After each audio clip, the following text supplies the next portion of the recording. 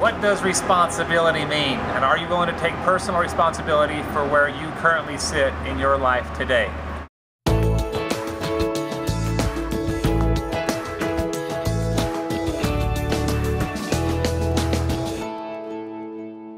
Hello everybody, and welcome to Asheville, North Carolina, where we are videotaping live for today's Belief.tv, and welcome to our first episode, our kickoff episode. Glad that you're joining us and hope that this brings value to you. I want to talk about responsibility today, what that looks like and what that means. It's always easier when things go wrong in people's lives to blame other people, to blame those kids because they're misbehaving, or a child's not getting a good grade in school, and so dang it, they better get to their homework and get it done. Or it might be some trouble in a marriage. There's a sensitive topic right there. It's always easier to blame the spouse or the partner. And today I'm going to ask you to take a hard look in the mirror. It wasn't too long ago that my son brought home an inappropriate grade in reading, and the teacher told me that he was lazy.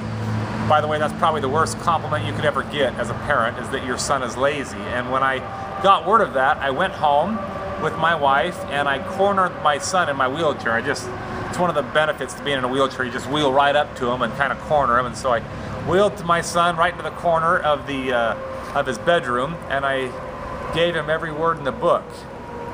Now, before you judge me on my language with my son, let me just say that I want you to hear the end of the story first. So I gave him every word in the book and left him crying.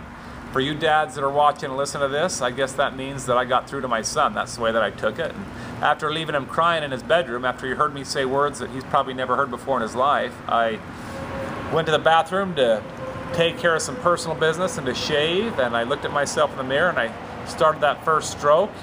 And as I was looking at myself in the mirror, it hit me. Guess how many times I've read with my son in his entire lifetime? None. Big zero. And so as I sat there looking at myself and hearing my son cry in the background, I realized that it wasn't his grade, his poor grade in reading. It was my grade. As his father, I've never spent the time with him nor taken responsibility to read with him. Hence the conversation that took place just a few minutes later. I yelled at him to come back into my bathroom where I was shaving, and he ran in and he started saying he was sorry and apologetic. And after I calmed him down, I first apologized for the words that he heard me say, and then I told him it wasn't his grade. That grade that he was getting was my grade. And then I asked him if it would be okay if we read together right then and there, and he said something kind of amazing. He said, "Dad, you can read?" And he wasn't saying that to be sarcastic.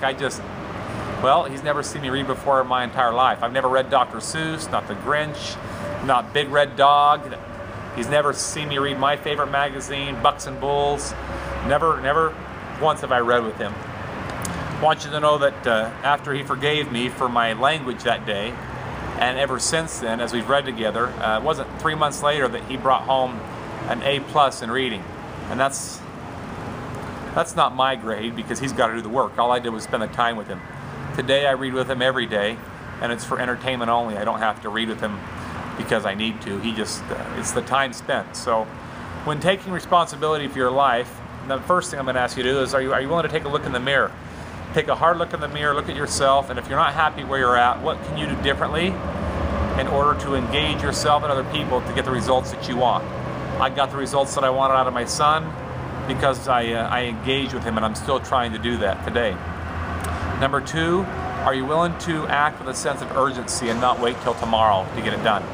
Get it done today. Those that wait tend to procrastinate, and they never do get it done. And three, be a team player. Always be a team player and involve your entire team.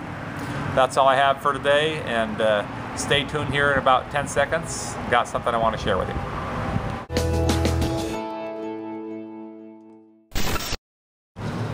Randy Gage, want to thank you for the idea of starting my own TV on a weekly basis. You're an incredible inspiration, and you need to get a haircut, my friend. Love you.